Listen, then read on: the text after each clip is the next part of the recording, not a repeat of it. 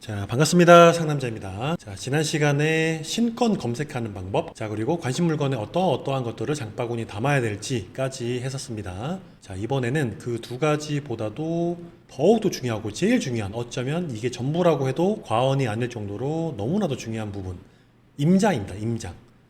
자, 임장편을 통해서 투자 포인트에 대한 확신, 그리고 놓치지 말아야 될 부분까지도 정확하게 짚고 넘어가면서 성공적인 투자를 이어가시길 바라는 마음으로 시작해 보도록 하겠습니다. 자, 마사지샵으로 검토했었던 물건 보도록 하겠습니다. 자, 소래포구역 바로 붙어 있는 마사지샵이었어요. 36평짜리. 자, 지도 분석까지 다 끝냈었죠. 자, 지도만으로 확인을 다 했으니 이제 3차원적인 분석, 현장 임장을 통해서 분위기, 상가, 특히나 분위기 정말 중요합니다. 어떠한 사람들이 다니는지 정말 중요하기 때문에 아파트야 사실 임장 안 가고도 입찰을 많이 하겠지만 상가는 절대 그러시면 안 되고 확신을 가지려면 무조건 임장이 필수겠죠. 자, 우리가 지난 시간에 손품 조사로 가격 그리고 월세까지도 다 조사를 마쳤으니까 그 데이터를 가지고 현장에 찾아갑니다. 자, 먼저 어떤 거 해야 되죠? 임대료죠. 상가는 무엇보다도 상업용 건물이기 때문에 현재 월세를 얼마만큼 받을 수 있는지, 우리가 조사했던 내용 그대로 받을 수 있는지가 없는지가 제일 중요한 부분이기 때문에 이 임대료를 기가 막히게 조사하셔야 됩니다. 조사하는 방법은 우리 물건이 대로변 전면 2층이었습니다. 그러니까 그 내용과 비슷한 사례를 쭉 찾아다니셔야 돼요. 자, 어떻게 하냐? 첫 번째로 투자자 모드로 조사를 쭉 하시면 됩니다. 요 주변 일대 부동산에 다 다니면서 사장님, 경매 물건이 나왔는데 요 정도 평수 제가 검토해보니 요 정도 월세를 받을 수 있을 것 같은데 사장님 생각은 어떠하신가요? 요 정도 월세 받을 수 있을까요? 더 높게 받지는 못할까요? 더 높게 받지 못한다면 그 이유는 무엇인가요? 이런 식으로 질문에 꼬리에 꼬리를 계속 물고 늘어지면서 최대한 정보를 많이 알아내셔야 되는 게 포인트예요. 자, 이런 질문들을 많이 하시려면 신권 때 쫓아가야 되겠죠. 그래야 다른 투자자들보다 내가 먼저 가서 조사를 할 수 있으니까요. 자, 그렇게 해서 투자자 모드로 쭉 돌아보고, 자, 2인 1조가 가장 좋습니다. 왜 그러냐면 두 번째로 조사해야 될 방법은 임차인 입장에서도 조사를 하셔야 돼요. 투자자 입장에서 월세를 조사하는 것과 내가 임대를 없는 입장에서, 임차인 입장에서 상가 자리를 알아본다고 했을 때 그 금액에 차이가 조금 있을 수 있어요. 그렇기 때문에 조금 더 명확한 수치를 찾아내기 위해서는 임차인 모드로 조사를 하시고 임대인 모드로도 조사를 하시는 게 조금 더 디테일하게 확실하게 알아낼 수 있는 방법이 되겠습니다. 자, 혼자서는 두 가지 모드로 임대료를 확정짓기가 힘들 수가 있으니 2인 1조로 가셔서 조사를 하시는 게 아무래도 시간적으로 효율적으로 편안하게 조금 더 쉽게 조사할 수가 있겠죠? 자, 이게 끝이냐? 그렇지 않습니다. 자, 한 번 더 조금 더 잘할 수 있는 분들은, 자, 나는 상가 투자의 최고수가 되고 싶다, 이렇게 생각하시는 분들은 이렇게도 한번 조사해 보시길 바랍니다. 어떻게? 자, 현재 영업을 하고 있는 임차인들에게 조사를 하셔야 돼요. 안녕하세요 사장님, 제가 요 옆에 어떠한 거를 하려고 하는데, 또는 제가 어떠한 물건을 매입해서 임대를 놓으려고 하는데 이곳은 현재 얼마의 임대료를 주고 있나요? 이렇게 여쭤봐야 되죠.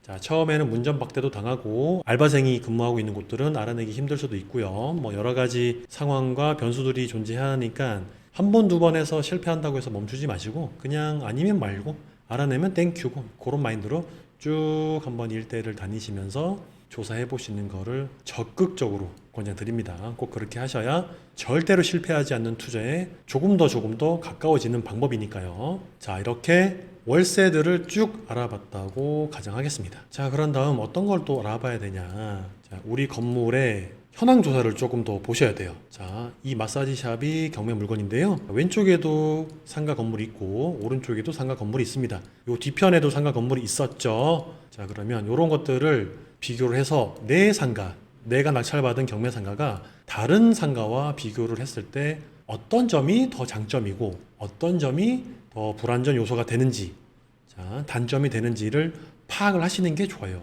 왜냐하면 내 상가, 결국에는 임차인이 들어올 때 여러 가지 빈 상가 공실이나 또는 현재 임대 매물로 나와 있는 물건들을 보고 선택을 할 텐데 그 중에서 가격을 먼저 볼 거고요. 같은 평수에 같은 가격이면 조금 더 컨디션이 좋은 물건을 선택을 할 거고요. 조금 더 가시성이 좋은 상가를 선택을 할 거고, 조금 더 간판 자리가 좋은, 조금 더 매력이 하나라도 더 있는 그런 물건을 선택을 할 것이기 때문에 사전에 우리가 입찰 받기 전에 매입하기 전에 그런 것들을 꼼꼼하게 확인을 한다면 절대적으로 성공하는 투자에 가까워질 수 있겠죠. 자, 그러면 어떤 것들을 확인하셔야 되냐? 자, 먼저 보이는 것처럼 간판 자리 무조건 확인하시고, 자, 간판 자리가 하나, 측면에 둘, 돌출 간판까지, 자, 앞쪽에 풍선 간판이나 X배너 빼놓을 수 있는지 그런 것도 확인하시고, 자, 건물 안에 들어갔을 때도 인포메이션에 간판 자리가 있는지, 엘리베이터 안에도 간판 자리가 있는지 두루두루 다 살펴보셔야 돼요. 정확하게 내 간판 자리가 몇 개가 찜공이 되어 있는지, 자리가 확보가 되어 있는지를 보시는 게 좋습니다. 자, 모든 입장을 고민할 때는 임차인, 이 상가에 들어올 임차인의 입장으로 100% 이해를 해내셔야 돼요. 그분들이 원하는 거는 당연히 홍보가 좋은 간판 자리니까요. 그렇죠? 자, 그 다음에 요 건물 3개만 놓고 비교해 봤을 때도 가장 중요할 건데 관리비가 엄청 중요하겠죠. 예를 들어 왼쪽에 있는 건물이 평당 5,000원이고 우리 경매의 물건은 평당 10,000원이래. 그리고 또 오른쪽에 있던 건물이 평당 4,000원이래요. 자, 그러면 임차인 입장에서는 어떨까요? 월세가 중요하겠지만 임차인 입장에서는 월세 플러스 한 달에 나가는 고정비용, 즉 관리비까지도 고정비용상으로 계산하기 때문에 관리비 정말 중요합니다. 너무나 기본이 되는데도 불구하고 물건과 사랑에 빠지다 보면은 이런 것들도 가끔씩 놓칠 때가 간혹 있습니다. 저 역시 마찬가지입니다. 저라고 다르지 않고 그런 체크리스트를 미리 작성해서 가신 다음에 현장에서 체크를 직접 해 나가면서 검토를 꼭 해보시길 바래요. 머릿속으로는 알고 있는데 막상 현장에 가보면은 한 번씩 빼먹을 때가 있어요. 자, 실전 경험을 말씀드리는 겁니다. 저 같은 실수하지 마시고 꼭 체크를 해 보시고요. 자, 그 다음에 또 엘리베이터도 마찬가지 확인하셔야 됩니다. 건물의 연면적이 크면 클수록 엘리베이터의 대수가 많겠죠. 그리고 엘리베이터가 교체 시기가 도래했는지, 엘리베이터에 문제가 없는지 옆에 건물도 같이 보시고요. 주변 건물들을 전체 다 조사하시면 더 좋습니다. 자, 시간이 허락하는 내에서 쭉 보셔야 되고, 엘리베이터랑 또 연관 지어지는 부분이 있죠. 주차장. 자, 요즘엔 주차가 주거용뿐만 아니라 상업용 건물도 주차가 우선순위 중에 최우선순위로 점점 더 중요하게 여겨지는 부분입니다. 자, 주차가 안 된다면 이번 물건처럼 초역세권이든지 이런 건물은 이점이 상당히 많은 부분이죠. 그렇기 때문에 역세권이 주는 장점 무시 못하는 거고요. 대한민국 사람들 귀찮은 거 싫어하기 때문에 차 끌고 가서 주차가 한 번에 되면 너무나 좋습니다. 그렇기 때문에 주차 자리가 여유가 있는지 넉넉한지 그런 주차 자리, 주차 대수를 꼭 확인하시고, 그리고 내 상가가 전용 주차 대수를 몇 대를 확보가 가능한지도 꼭 확인하셔야 되고, 마찬가지로 임차인의 입장에서 그런 부분들을 당연히 고려하기 때문에 업종에 따라서는 주차가 많이 필요한 업종이 들어올 수도 있겠죠. 자, 마사지 같은 경우는 사실상 주차가 필요 없으니까 어떻게 보면 참 다행이다, 이렇게도 볼 수 있겠습니다. 자, 하지만 일반 사무실이나 이런 PC방이 아닌 주차가 필요한 이런 병원, 산후조리원 이런 업종들이 들어올 때는 주차 자리가 너무나도 중요하기 때문에 꼭 보셔야 돼요. 그렇죠? 자, 그리고 이렇게 연면적이 크면 클수록 관리 사무실과 관리단이 잘 꾸려져 있을 거예요. 하지만 반대로 건물의 규모가 작고 연면적이 작을 때는 오른쪽 건물이 조금 작아 보이네요. 관리가 소홀한 경우도 있거든요. 그렇기 때문에 공용 부분의 관리 상태, 관리단이 잘 꾸려져 있는지, 청소 잘 되고 있는지, 엘리베이터 청소, 계단 청소, 화장실 청소도 잘 되고 있는지, 냄새가 나는지 안 나는지 그런 부분도 두루두루 잘 살펴보셔야 됩니다. 이런 것들을 확실하게 알려면 어떻게 할 수 있을까요? 네, 먼저 말씀드린 것처럼 임차인 분들한테 물어보시면 됩니다. 내가 이 건물에 어떤 걸 하려고 들어오려고 하는데 여기 건물의 관리사무소는 친절하나요?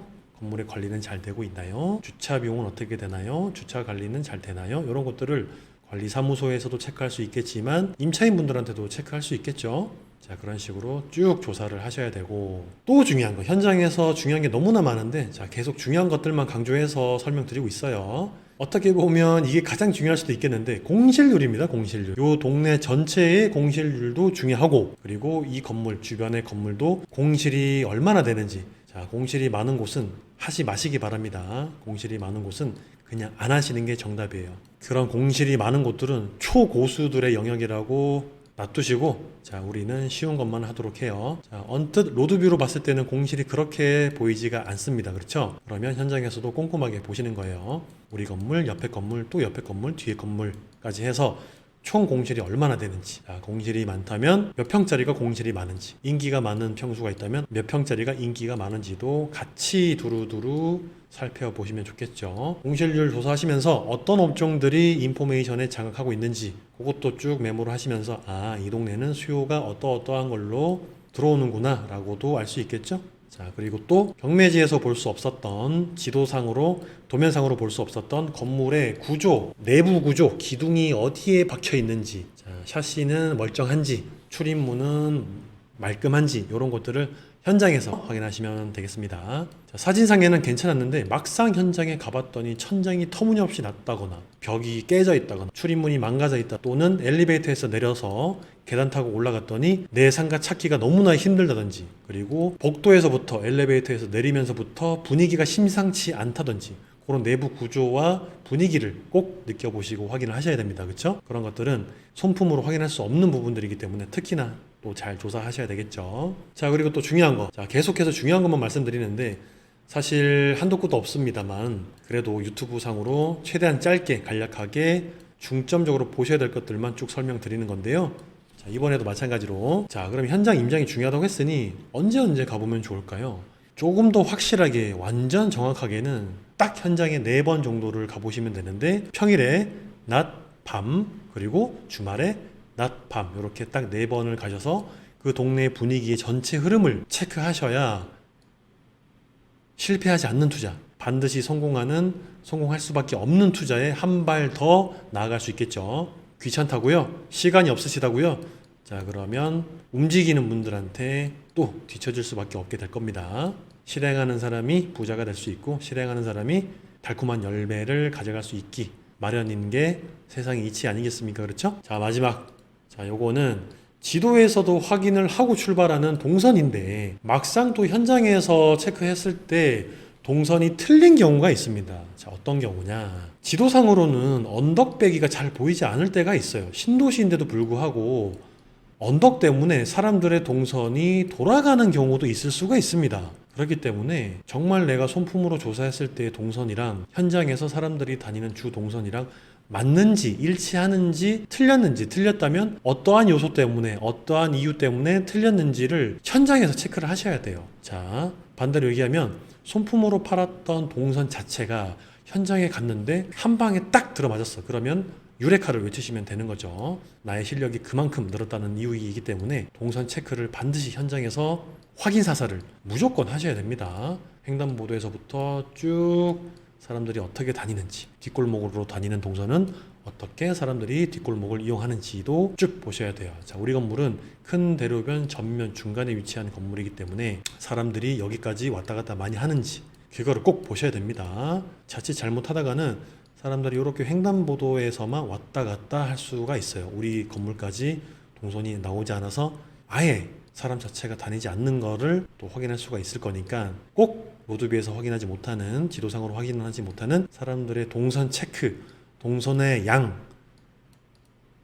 유동인구량이 얼마나 되는지 현장에서 꼭 보셔야 됩니다. 자, 이 정도까지만 하면 어지간하면 실패하지 않는 투자, 거의 성공할 수밖에 없는 투자를 할 수 있다고 장담합니다. 자, 재밌죠? 상가 투자 어렵지만 재밌습니다. 자, 지인분 중에 이런 말씀을 하신 분이 계셨어요. 어렵고 힘들수록 재밌고 돈이 됐더라. 그리고 돈 버는 물건을 찾고 그런 열매를 맺었을 때 너무 재밌다. 즐거워 죽겠다. 자, 그래서 투자를 한다. 자, 어렵지만 재밌는 상가 투자 꾸준히 발품 파시고 손품 파시면서 성공적인 투자로 이어질 수 있도록 제가 유튜브로 항상 응원 드리도록 하겠고요. 물건 분석도, 현장 임장 영상도, 그리고 복귀 영상도 두루두루 올리면서 여러분들께 알차고 유익한 방송 올려볼 수 있도록 노력하겠습니다. 자, 내용이 너무 많아서 기억하기 힘드시다고요? 한 번 더 보시고요. 천천히 돌려보시면서 체크 항목을 만들어서 조사해 보시길 바라겠습니다.